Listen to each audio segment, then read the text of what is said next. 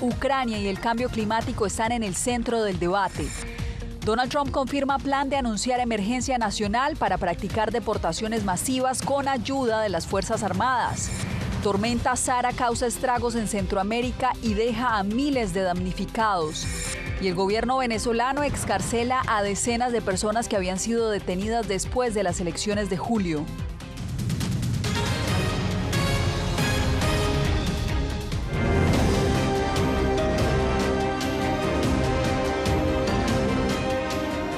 Feliz lunes, les saluda Yasmín López, bienvenidos.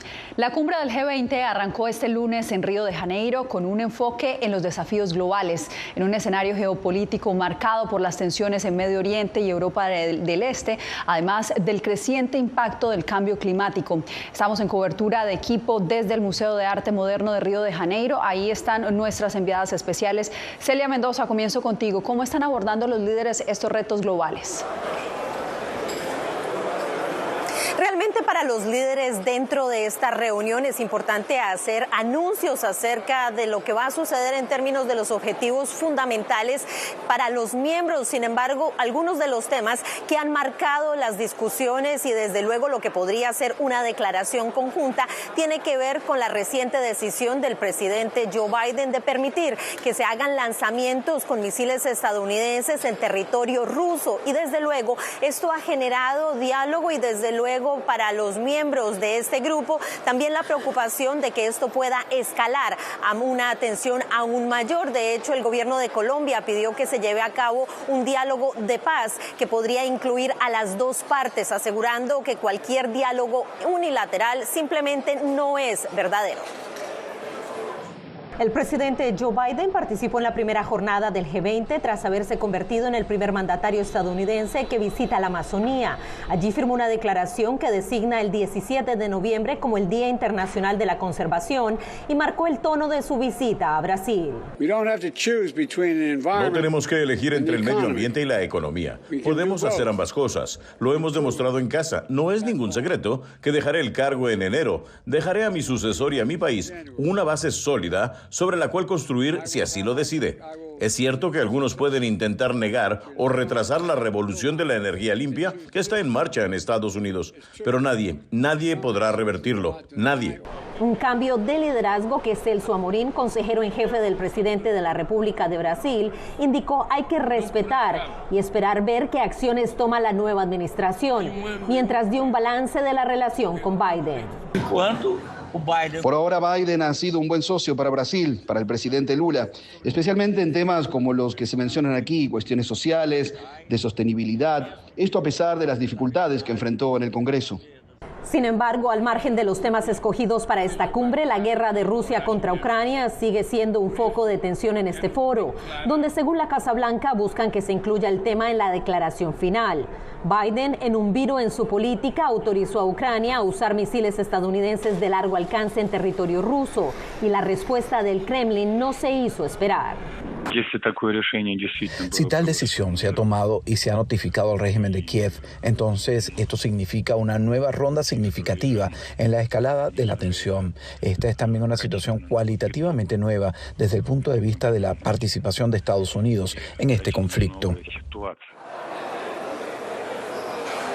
De acuerdo a un alto funcionario de la Casa Blanca, la delegación de los Estados Unidos ha estado presionando dentro de las negociaciones que están construyendo la declaración final de este evento que se dará a conocer este martes para que se incluya el tema de Ucrania. Hay que recordar que en India se hizo con un lenguaje que fue ambivalente y esto podría suceder debido a la presencia de Rusia y el apoyo que ha tenido Lula con ese país.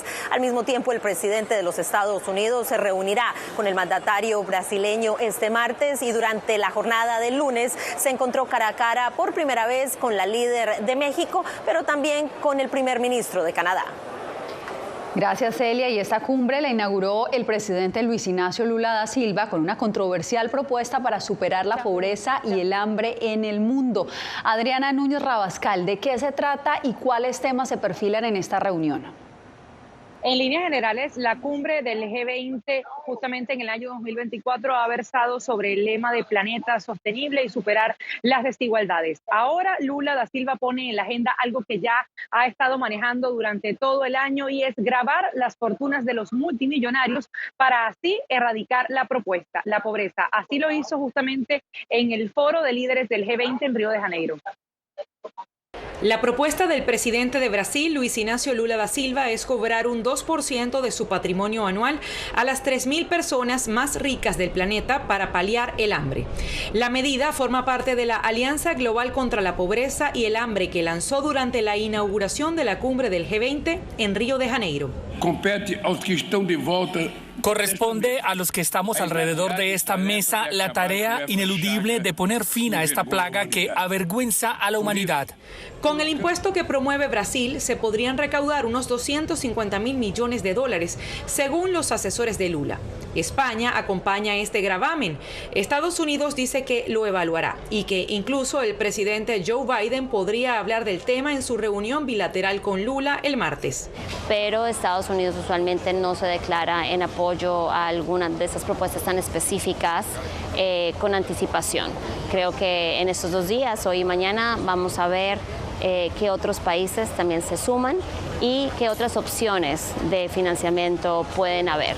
La prensa argentina ha reseñado que el presidente Javier Milei podría rechazar el impuesto que Brasil impulsa. No tengo esa información. Si es verdad, creo que es desafortunado. Se busca un consenso. Ese tema ha ganado mucha relevancia en las discusiones del G20, especialmente porque el 2% de impuestos para los súper ricos no significa nada para ellos y podría resolver el problema de que 350 millones de personas pasen hambre. El Banco Interamericano de Desarrollo anunció un aporte de 25.000 millones de dólares para apoyar programas de la Alianza Global contra el Hambre y la Pobreza, a la que se han sumado 82 naciones.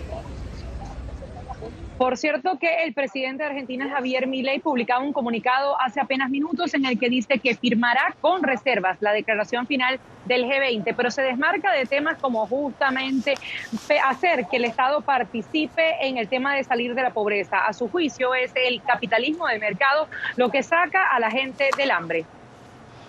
Muchas gracias a nuestras enviadas especiales a Río de Janeiro.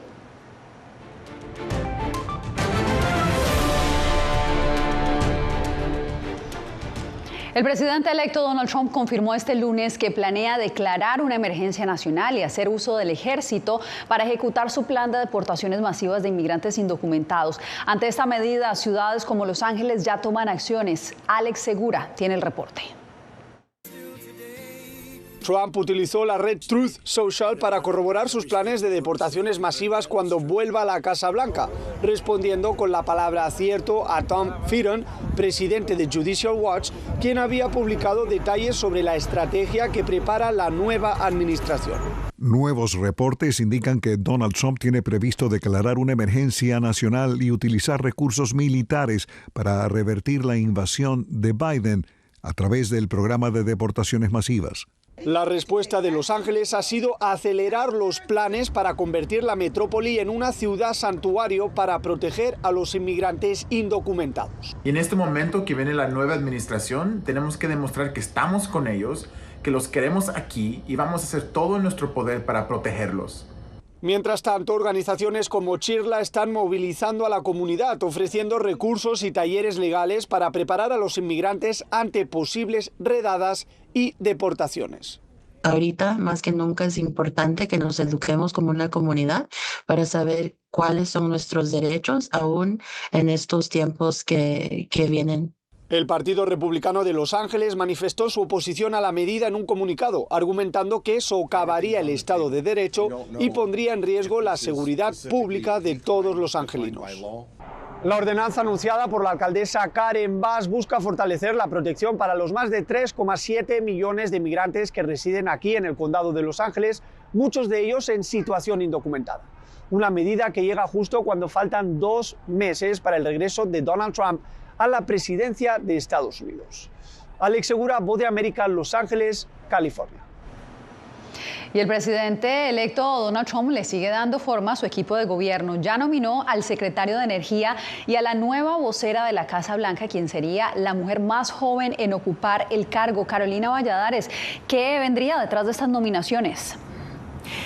Jasmine, sí es cierto que no todos los cargos requieren la confirmación del Senado, sí algunos de ellos, especialmente los más importantes, así que se avecina un periodo de entrevistas entre legisladores y los nombrados por Donald Trump. Un periodo que terminará en enero, ahí es cuando empezarán las votaciones, y si bien algunos legisladores han mostrado sorpresa tras conocer los nombres de los elegidos, también en las filas republicanas es cierto que difícilmente, si nos atenemos a la historia, votarán en contra, y es que hay que remontarse a 1989 para encontrar el caso más reciente de un nominado de un presidente entrante que no obtuvo el apoyo del Senado. Sigue el goteo de nominaciones y nombramientos del presidente electo Donald Trump, a quienes lo acompañarán durante su segundo mandato. En un puesto que requiere confirmación del Senado, Trump propuso a Brendan Carr como presidente de la Comisión Federal de Comunicaciones. Es un guerrero de la libertad de expresión y ha luchado contra las leyes regulatorias que han sofocado las libertades de los estadounidenses y ha frenado nuestra economía. Brendan Carr, actualmente el republicano de más rango en esa agencia encargada de regular las telecomunicaciones, es un fuerte crítico de China y de las políticas de telecomunicaciones de la administración Biden. La semana pasada escribió a los gigantes tecnológicos, entre ellos Apple y Microsoft, para reclamarles que habían tomado medidas para censurar a los estadounidenses. Lo que está tratando de hacer aquí es básicamente construir un círculo de confianza en el que pueda contar con su gente en estos diversos roles en toda la administración para ejecutar sus políticas de la manera que él quiera. Durante el fin de semana, Trump también eligió a Chris Wright para dirigir el Departamento de Energía.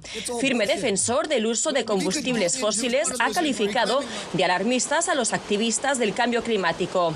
Si el Senado confirma, Wright reemplazará a Jennifer Granholm, partidaria de los vehículos eléctricos y las fuentes de energía renovables. En uno de los nombramientos que no necesita confirmación del legislativo, Trump eligió a Caroline Leavitt como secretaria de prensa de la Casa Blanca. Tengo la máxima confianza en que ella sobresaldrá en el podio y ayudará a transmitir nuestro mensaje al pueblo estadounidense. Dicen sus asesores que Leavitt se ha ganado su cariño por su ardiente defensa de Trump. De esta forma, a sus 27 años se convertirá en la persona más joven en ocupar el cargo. Carolina Valladares, Voz de América, Washington. Tras las elecciones que le dieron la victoria a Donald Trump como presidente, autoridades reportan una ola de mensajes de texto ofensivos. Los más recientes han sido enviados contra hispanos y personas de la comunidad LGBT. La historia con Ángela González. Mensajes de texto y correos electrónicos con nombres propios y que hacen referencia a la esclavitud han sido enviados a personas de color. Los destinatarios de una segunda ola de mensajes incluyen a hispanos y miembros de la comunidad LGBT y hacen referencia a deportaciones, según el FBI, que en un comunicado dijo: los destinatarios de los mensajes de texto ahora se han ampliado a estudiantes de secundaria, así como a las comunidades hispanas y LGBTQIA+. Algunos informaron que se les dijo que fueron seleccionados para la deportación, para presentarse en un campo de reeducación. Monette Miller, publicista en Atlanta, Georgia, fue una de las personas que recibió mensajes racistas en donde pedían a individuos afroamericanos presentarse a una plantación de algodón. Fue tan impactante e inmediatamente respondí el mensaje. Pregunté quién es, qué grosero, y luego incluso intenté llamar. Fue entonces cuando descubrí que era como un mensaje de texto falso. Algunos de los textos hacían referencia a la victoria electoral de Donald Trump, aunque su campaña dijo no tener nada que ver con esto. Destinatarios de estos mensajes temen un retroceso en los derechos civiles y que el nuevo gobierno ponga fin a los programas federales de diversidad e inclusión. Es verdaderamente preocupante y estamos tomando cartas en el asunto. Por un lado, investigando para tratar de identificar la fuente de estos mensajes. Como se imaginarán, con la tecnología hoy en día es bastante fácil enmascarar números de teléfonos. Hasta el momento se desconoce los emisores de estos mensajes. El FBI y otras agencias gubernamentales han dicho que están investigando. Ángela González, Voz de América, Nueva York. Pasamos ahora a Honduras, el país de Centroamérica más afectado por la tormenta tropical Sara, que causó al menos 3 decesos en la región y ha dejado aislados a varios departamentos. Óscar Ortiz nos informa desde Tegucigalpa. Más de 120.000 afectados por inundaciones y deslizamientos que dejaron incomunicados a varios departamentos es el saldo de daños ocasionados en Honduras por la tormenta Sara, según el Sistema Nacional de Gestión de Riesgos. Tenemos familias afectadas, tenemos 29.267, damnificadas 4.215, evacuadas 1.985, albergadas. Más de 7.600 personas recibieron asistencia en diferentes zonas de Honduras. Al menos 2.700 fueron evacuadas y 1.920 han requerido albergue. Al menos 2 personas perdieron la vida. La presidenta Xiomara Castro anunció la movilización de recursos y personal para atender la emergencia. Entendemos que hay sectores que en este momento, por las condiciones de lluvias e inundaciones, todavía no hemos llegado para poder atender, pero inmediatamente tendremos presencia en estos lugares. El fenómeno climático ocasionó también daños en Nicaragua, donde una persona permanece desaparecida y 2.000 más fueron evacuadas. Belice reporta varias zonas inundadas y en México, al menos 6 estados están bajo alerta por las intensas lluvias. A pesar que la depresión tropical Sara abandonó el país, las autoridades aún se mantienen alerta por los remanentes de lluvias que podían provocar inundaciones en otras partes del territorio hondureño. Oscar Ortiz, Voz de América, Tegucigalpa.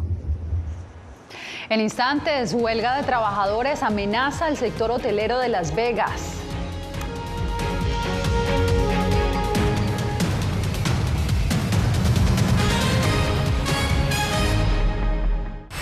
No he visto un peligro en la libertad de prensa. Periodismo, la prensa libre importa. Una coproducción de La Voz de América y Telefuturo. El problema que se va acentuando se llama libertad de expresión. Disponible en vozdeamerica.com.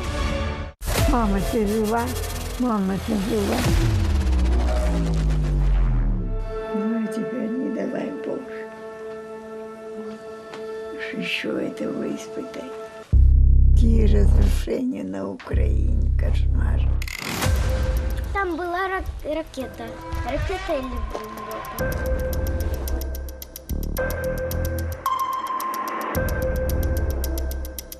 Я сподіваюся, що якщо через декілька років буде дивитися, війна все ж таки закінчиться.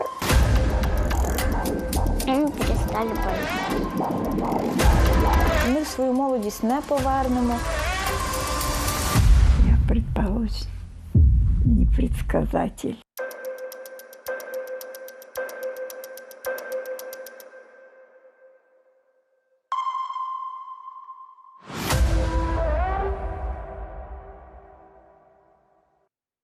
Soy Fabiola Chambi, corresponsal de La Voz de América en Bolivia. Retratar la complejidad de mi país para una audiencia internacional le ha dado una nueva perspectiva a mi labor como periodista. Desde esa mirada descubro en el día a día que el trabajo que realizo en La Voz de América me ha permitido dar vida a los valores del periodismo profesional. Aquel que les informa a ustedes, nuestras audiencias, con balance, precisión y profundidad. Porque en La Voz de América, la prensa libre importa. Vencer la autocensura, poder mantener los medios abiertos. Periodismo, la prensa libre importa. Una coproducción de La Voz de América y TVV. Expuestos a una vulneración de sus derechos básicos. Disponible en vozdeamerica.com.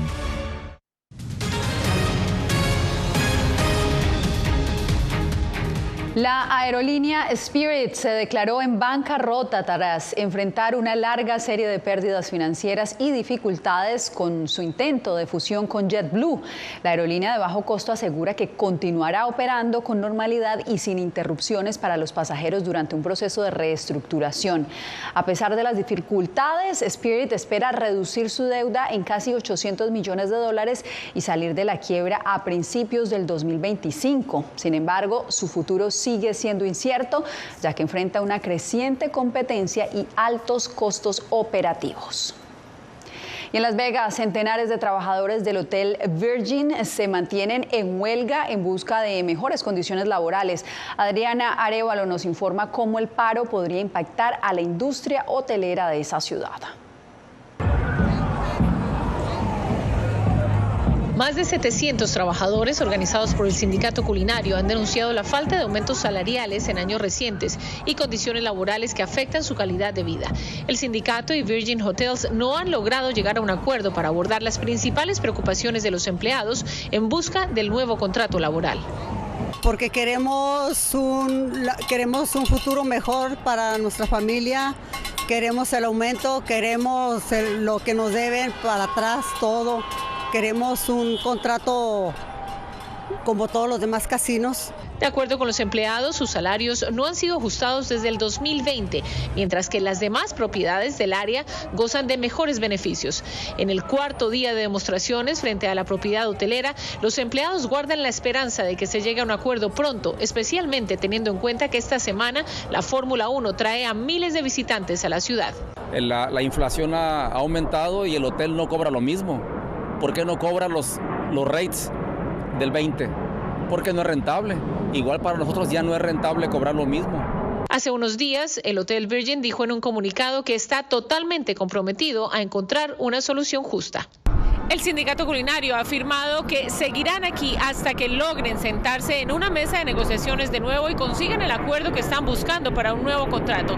Mientras tanto, invitan a todos los turistas y visitantes que ya tienen reservaciones para hospedarse aquí a que las cancelen y busquen alguna otra de las propiedades de la ciudad de Las Vegas. Adriana Arévalo, Voz de América, Las Vegas. Avanza la carrera electoral en Bolivia. En breve exploramos los retos que enfrenta el liderazgo del partido oficialista.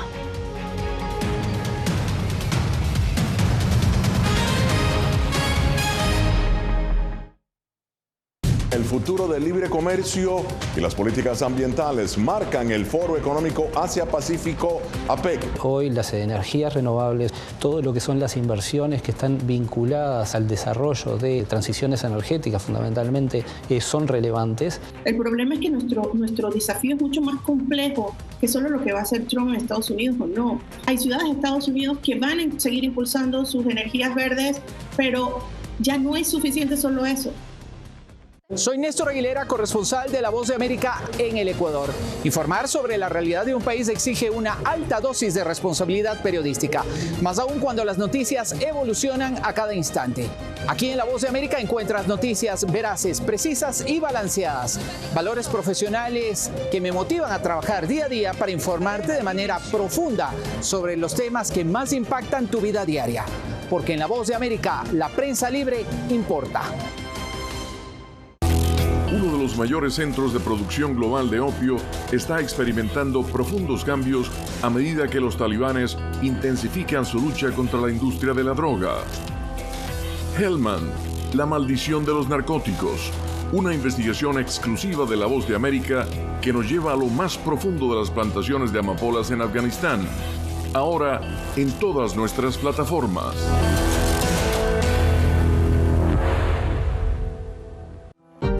Hola, soy Oscar Ortiz Barahona, corresponsal La Voz de América. Ser La Voz de América desde Honduras me permite conectarme con todos ustedes, nuestras audiencias en todos los países del continente, ofreciendo información veraz sobre los temas que más te impactan. Honduras y los Estados Unidos han ejercido labores humanitarias. Más de 40 viviendas. Desde perspectivas humanas y con base en hechos, te informamos para que seas tú quien formes tu propia opinión, porque La Voz de América, la prensa libre, importa.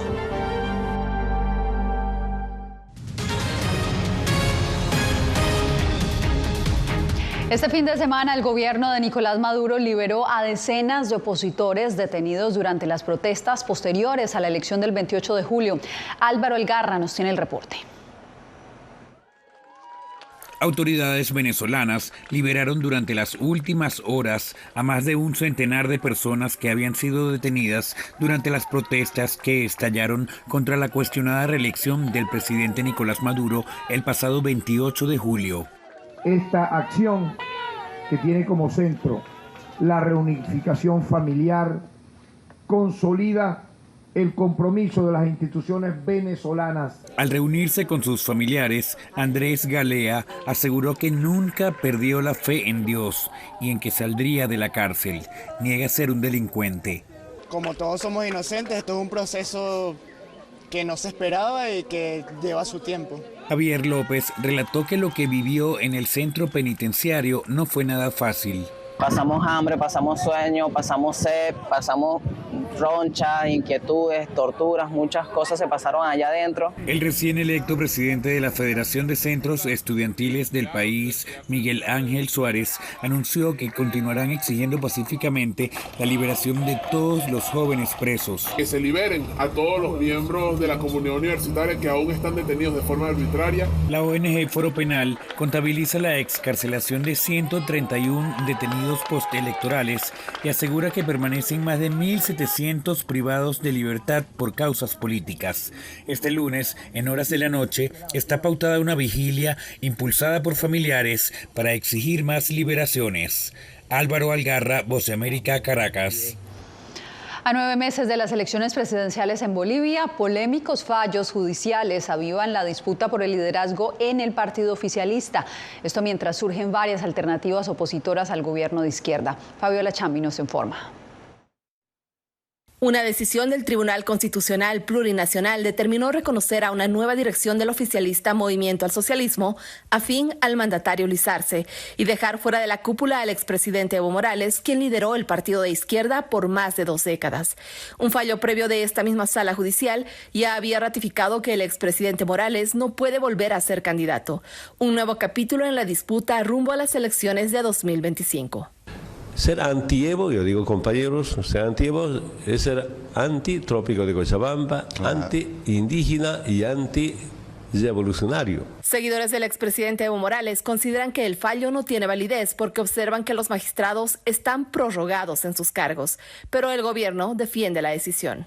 Somos un Estado de Derecho, existen normas, leyes que hay que acatar, que hay que cumplir.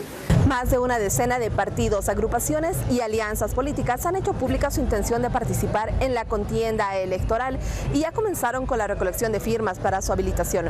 Por otro lado, algunos opositores buscan consenso para un candidato único que le pueda hacer frente al movimiento al socialismo. En estos últimos 20 años, el MAS ha ido hundiendo a nuestra nación. Tenemos que estar todos unidos si es que queremos sacar Bolivia adelante.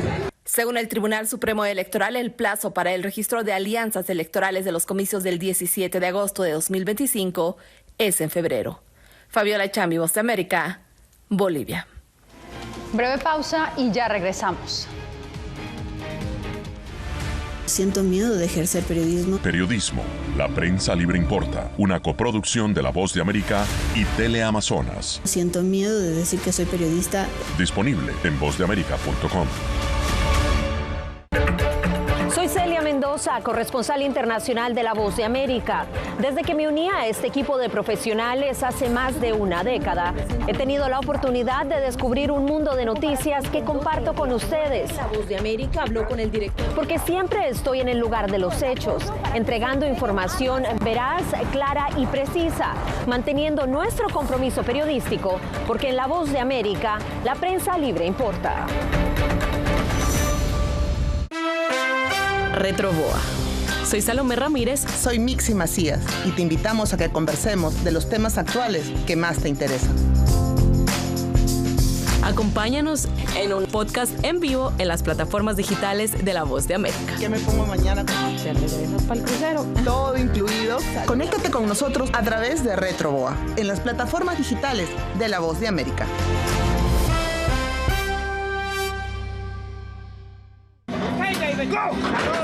La Voz de América presenta testimonios de tolerancia directamente desde el corazón de una de las regiones más conservadoras de Estados Unidos.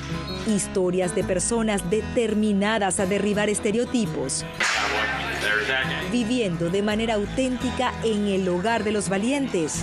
Encontraron su libertad. Disponible en todas las plataformas de La Voz de América. En Cuba no se matan a los periodistas. Periodismo, la prensa libre importa. Una producción especial de La Voz de América. Su énfasis se pone en la destrucción moral del individuo. Disponible en vozdeamerica.com.